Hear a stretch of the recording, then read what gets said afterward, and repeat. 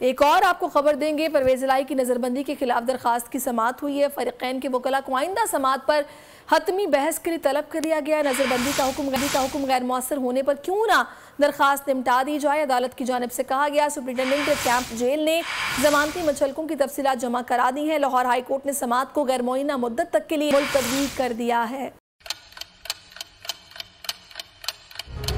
आप लोग इस मुल्क पाकिस्तान में आजाद है। सहाफती उसूलों पर कारबंद बोल न्यूज ने रखी रिवायत बरकरार। बोल न्यूज की जानिब से देखने वालों को यौम आजादी की बेहद मुबारकबाद। मुल्क भर से जश्न आजादी की तकरीबात बोल ने दिखाई अपनी स्क्रीन पर।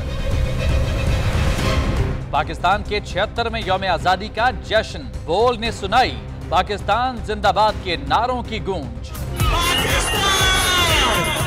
बोल की सबसे बड़ी ट्रांसमिशन में पाकिस्तान का नाम रोशन करने वालों ने दिए कौम को पैगामात। बेपनाह मुश्किलात का सामना करके इस मुल्क को हासिल किया। आजाद कौमों को बहुत सी कुर्बानियां देनी पड़ती हैं। 76 वालियों में आजादी का दिन जोश खरोश के साथ मनाया, क्योंकि जिंदाबाद पाकिस्तान ये है बोल की पहचान।